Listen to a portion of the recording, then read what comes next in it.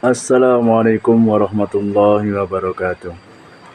Teman-teman dan para sedulur semua, ada 6 tahapan ujian Karkun. Ada 6 tahapan ujian Karkun atau da'i atau ahbab. Yang pertama, dia diuji dengan kesusahan.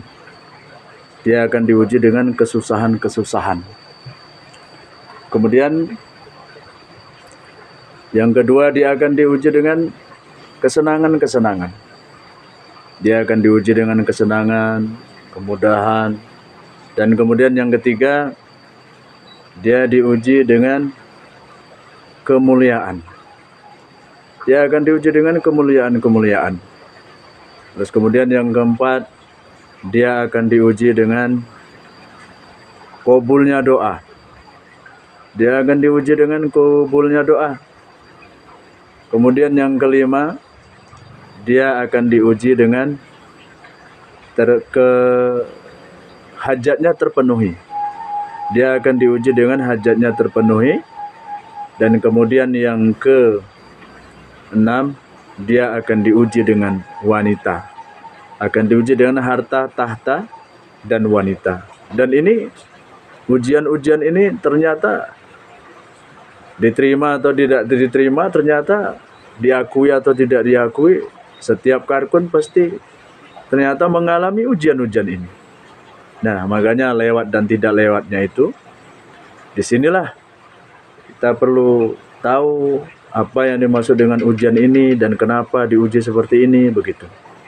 Makanya untuk itu, di sini akan saya uraikan, diantaranya adalah sebagai berikut. Ujian yang pertama adalah diuji dengan kesulitan. Dalam maknanya adalah kita sering kadang ngalami nih, bahasanya ketika kita baru-barunya ikut dakwah ataupun yang sekarang ini mungkin ada teman-teman yang mau bikin buat amal makomi, maka kita ini merasa kesulitan, baik kesulitan terhadap diri sendiri, mau tidak maunya bikin amal makomi atau dan intikoli, atau juga kesulitan itu kita dapatkan dari saudara-saudara kita ataupun orang di kampung kita. Jadi itu kita mengalami kesulitan, dan ini biasanya bagi orang yang sungguh-sungguh ketika menghadapi kesulitan ini akan naik jazbahnya. Maka dikatakan oleh orang tua kita bahasanya ketika menghadapi kesulitan ini banyak orang yang berhasil melewatinya gitu. Berhasil melewatinya. Dan ini juga sesuai dengan sabda Rasulullah SAW yang mengatakan bahasanya diantaranya itu, yang aku takutkan dari umatku ini bukan kemiskinan, tapi yang aku takutkan dari umatku ini adalah melimpahnya harta. Maknanya ketika ujian-ujian kesulitan itu dihadapi, maka ini banyak orang yang lewat. Banyak orang yang melewat dan berhasil. Namun ketika diuji dengan kesenangan baru kita belum tentu berhasil. Jadi ketika kita buat satu amal makomi, kita dulu biasanya di satu tempat yang baru, biasanya serba salah aja kita dibuat oleh orang tempatan. Nah itu ujian untuk kita. Dan biasanya kita lewat, kita jadi berdoa kepada Allah, ya Allah, ya Allah, ya Allah, begitu. Namun ketika diuji dengan yang lain, kita belum tentu lewat. Nah kemudian ujian yang kedua adalah diuji dengan kesenangan. Nah ini sering tidak lewat. Ya kalau berdasarkan yang saya katakan tadi, Rasulullah SAW pernah mengatakan bahwasanya umatku ini kalau diuji dengan kesulitan-kesulitan tuh, yang aku takutkan adalah bukan kesulitan tapi kesenangan-kesenangan. Nah begitu ketika kita sudah menghadapi kesenangan ini, diuji dengan kesenangan itu maksudnya kita kadang naskil orang muda, simple aja, kita naskil orang muda, terus kemudian kita buat program muda. Dan untuk hati kita sendiri ketika kita melihat teman kita yang udah lama ikut dakwah nggak dapat taskilan, kita merasa cemee, berarti dia nggak sungguh-sungguh. Nah ini berarti kita sendiri udah rusak ini, begitu. Nah kemudian untuk orang lain, orang tempatan memang jadinya jadi semangat dan lain sebagainya, ditaskil sehingga Karkun bertambah banyak. Itu semua ada dampaknya juga untuk kita. Akhirnya kalau kita tidak lewat dari ujian yang Allah berikan kepada kita ini, diantaranya adalah kita akan merasa tepuk dada. Sehingga kita makan sebulan itu karena saya ikut dakwah, si bulan itu karena dakwah. Jadi ini maka dikatakan habislah amalan kita apabila kita seperti itu. Jadi maknanya adalah belum lagi kesenangan-kesenangan perkara yang lain. Misalnya setelah ikut dakwah jadi bertambahnya harta mungkin, barokah dan lain sebagainya, sehingga kemudahan rezeki dan lain sebagainya, maka kita menganggap ini belum tentu lewat untuk kita. Nah, untuk itu hati-hati dengan ujian kesenangan ini. Kemudian yang ketiga adalah diuji dengan kemuliaan. Diuji dengan kemuliaan. Yang paling mudah itu gimana sih ujian kemuliaan itu? Yang paling mudah kita dulu nih siapa? Mungkin gitu kan, berikili lah istilahnya, kacangan lah istilahnya dalam apa kan. Tahu-tahu kita terus jadi mubayyin. Wah, itu kan jadi penanggung jawab. Sehingga kita ini ada memang berhajat dan ambisi untuk ke situ, dimuliakan, ya kan, untuk di lingkungan sekitar ahbab dan bekerja. Ya, memang harus ada si mubayyin dan sebagainya. Cuman ada yang akhirnya kita ini merasa kecil hati kalau kita tidak dimuliakan begitu, tidak dimuliakan. Bahkan kita misalnya orang senior, ketika kita silaturahmi atau kemana, menusroh atau bagaimana, nggak suruh bayan, maka kita agak kecewa, bahkan terus nggak duduk dalam bayan, nah begitu. Nah ini termasuk ujian kemuliaan. Kalau untuk di kampung kita, dulu kita ini mungkin dihujat dan lain sebagainya, kita lewat, kita tetap istiqomah, tetap musyawarah, ya kan, tetap musyawarah, tetap nyambut takajat, tetap jaulah kan begitu dan lain sebagainya. Tapi begitu kita dimuliakan di kampung kita itu, misalnya yang paling mudah ya di daerah seperti tempat saya itu, misalnya kita ini langsung ketika ada acara kenduri, ya, acara kenduri atau tasyakuran, kita ini suruh doa, maka kita ini terus akhirnya yang pas bertepatan dengan musyawarah, kita nggak berangkat musyawarah. Nah, kalau saya pribadi, itu kalau misalnya orang itu pertama sekali tidak musyawarah, tidak pernah ngundang kenduri gitu ya, atau tasyakuran, maka mungkin saya akan mendatanginya, kalau tidak terlalu yang memang terlalu darurat dalam musyawarahnya itu. Nah, kalau hanya sekedar musyawarah yang rutinitas, yang belum ada pemberangkatan dan sebagainya, maka memang akan saya musyawarah itu. Tapi kalau dia udah berkali-kali kenduri mengundang saya, maka itu insya Allah saya permisi, saya tinggal, bahasanya saya ada acara rutinan musyawarah. Nah, bukan berarti saya membagikan diri, enggak. Cuman itulah ciri daripada kemuliaan yang tanpa kita sadar. Jangan pula karena hal itu kita jadi akhirnya dimuliakan. Salah satunya itu dulu kita dihujat, begitu kita dimuliakan terus kita meninggalkan musyawarah dan lain sebagainya. Kemudian yang keempat adalah diuji dengan qabulnya doa. Diujinya dengan qabulnya doa. Nah, ini satu ujian juga.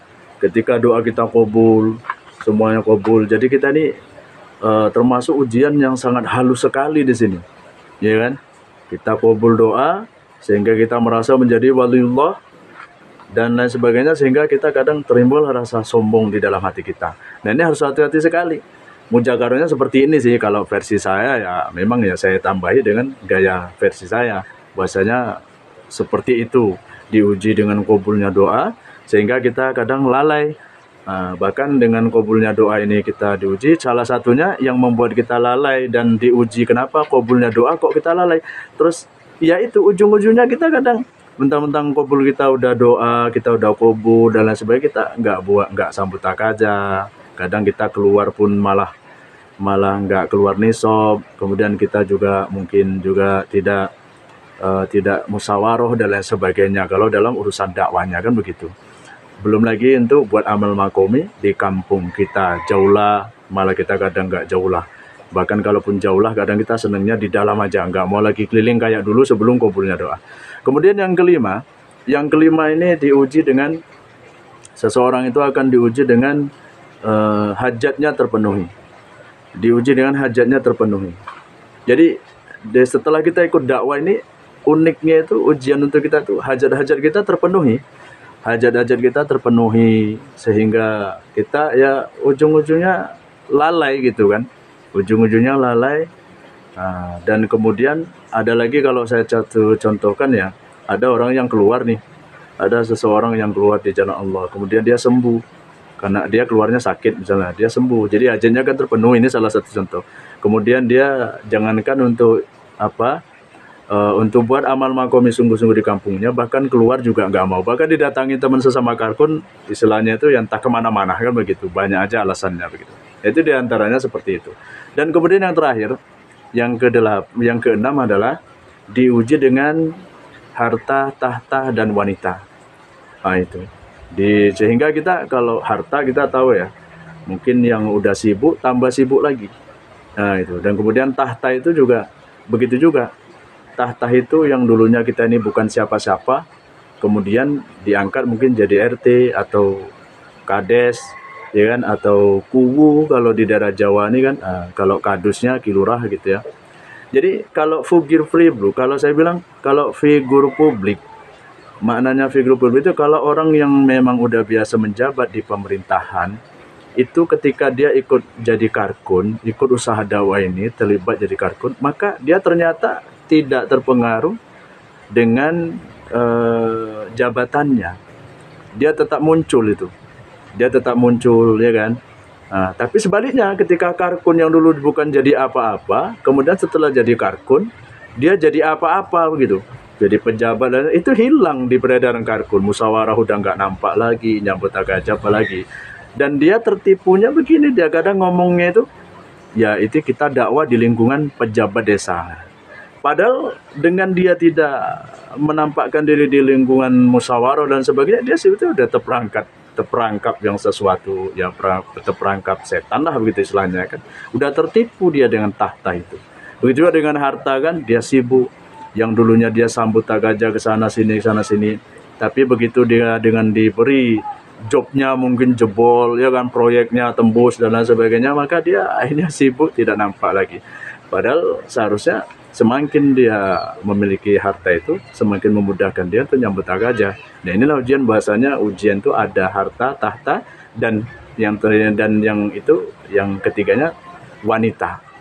Dan ini banyak sih yang terjebak di tahta, harta, dan wanita ini.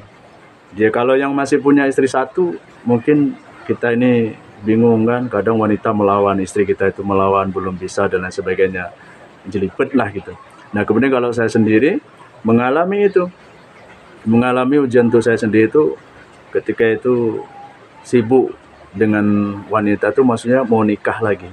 Ternyata kita ini diuji macam-macam.